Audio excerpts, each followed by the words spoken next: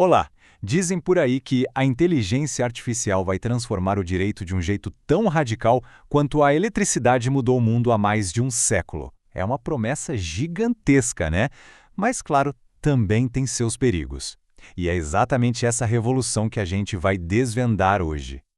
Bom, para a gente entender essa história direito, nosso roteiro vai ser o seguinte. A gente começa com o básico, o que é IA de verdade, depois mergulha no mundo dos tribunais para ver como ela está sendo usada, daí a gente fala da grande virada com o chat GPT, a reação do pessoal do direito, os, digamos, perrengues que já aconteceram, e termina com uma luz no fim do túnel. Qual é o futuro mais seguro para tudo isso? Então vamos lá. Para começar, a gente precisa, antes de mais nada, separar o que é propaganda do que é realidade.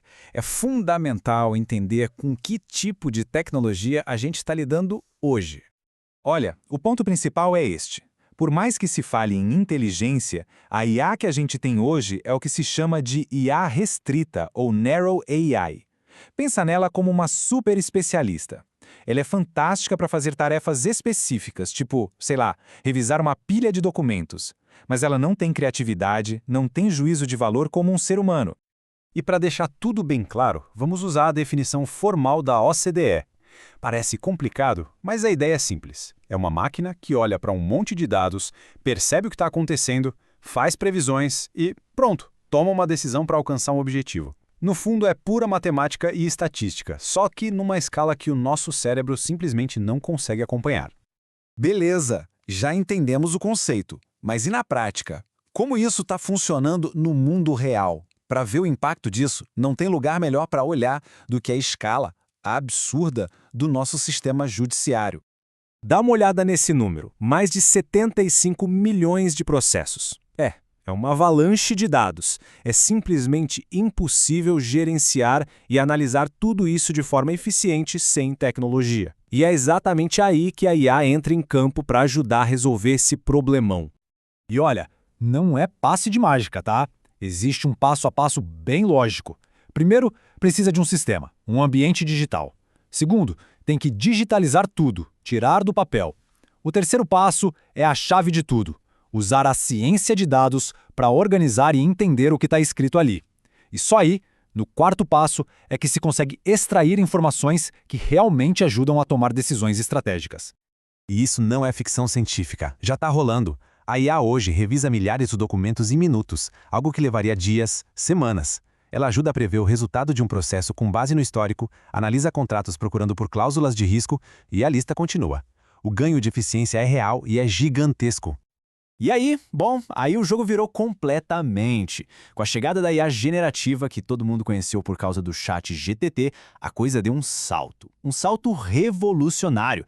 De um dia para o outro, uma ferramenta de IA super poderosa não era mais coisa de especialista, estava na mão de qualquer um. A grande diferença é que a IA que a gente via antes era focada em analisar, em classificar. A IA generativa, como o nome já diz, ela cria conteúdo novo. Ela pode escrever um e-mail, o rascunho de um contrato, até uma peça jurídica inteira. Tudo isso a partir do que ela aprendeu lendo, praticamente a internet inteira. E claro, isso causou um verdadeiro rebuliço no mundo jurídico. De um lado, um super entusiasmo. Do outro, uma cautela enorme. É uma mistura de esperança com hesitação. Uma pesquisa recente mostra bem essa divisão.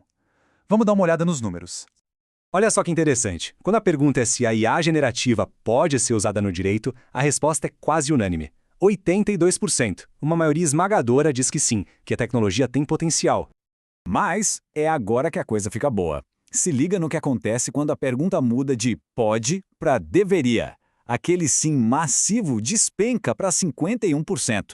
Isso não é só uma queda, é um abismo. Mostra uma hesitação gigantesca. Uma coisa é saber que dá para usar. Outra, bem diferente, é ter a confiança de que se deve usar. E este gráfico aqui mata a charada de onde vem tanto receio. Olha só, a liderança dos escritórios, os sócios, os gerentes, 80% deles estão preocupados com os riscos. É um número muito acima da média. São eles que têm que se preocupar com a segurança dos dados e, claro, com a reputação do escritório.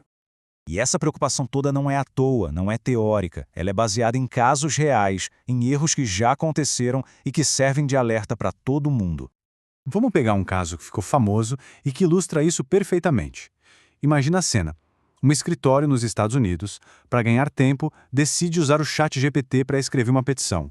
Parece uma ideia ótima, né? Usar a tecnologia para ser mais eficiente, o que poderia dar errado. Pois é, deu muito errado. O texto estava até bem escrito, parecia perfeito. Só tinha um pequeno, ou melhor, um gigantesco problema. Os casos, os precedentes judiciais que ele citou, simplesmente não existiam. Eram inventados. Esse é o fenômeno que o pessoal chama de alucinação da IA. Para dar uma resposta que soa bem, ela inventa coisas. E a conta chegou. A consequência foi bem real, uma multa de $5.000. E isso sem nem falar no estrago para a reputação do escritório, né? É o exemplo perfeito do perigo de confiar de olhos fechados numa ferramenta dessas sem uma supervisão humana atenta. E olha, essas alucinações são só a ponta do iceberg. Usar essas ferramentas públicas abertas tem outros riscos gigantes. Pensa só. Vazamento de informações confidenciais do cliente, problemas com direitos autorais porque o modelo foi treinado com material protegido e, claro, a falta de qualquer garantia de que a informação é verdadeira ou atualizada. Ok, então o cenário é esse. Como a gente sai dessa sinuca de bico? A resposta não é abandonar a tecnologia, de jeito nenhum, mas sim usar do jeito certo. E o caminho para isso parece ser bem claro: sair das ferramentas públicas e ir para soluções especializadas e principalmente seguras.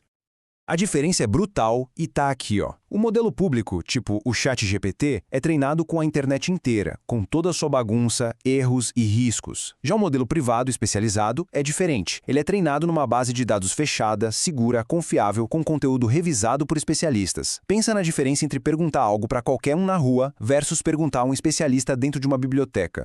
E isso já está acontecendo, não é teoria. Gigantes do setor já estão fazendo isso. O escritório Allen Overy, por exemplo, usa IA em cima dos seus próprios dados internos. A Advocacia Geral da União, a AGU, aqui no Brasil, está desenvolvendo as próprias ferramentas. E empresas de informação, como a Thomson Reuters, estão criando plataformas que juntam a IA generativa com conteúdo jurídico que já é confiável e seguro. O que nos leva à grande questão para a gente pensar no futuro. A tecnologia não veio para substituir o advogado, mas sim para criar um novo tipo de parceria. O futuro do direito não parece ser uma luta de humano contra máquina, mas sim uma colaboração poderosa entre os dois. A pergunta que fica no ar é: como vai ser essa colaboração na prática?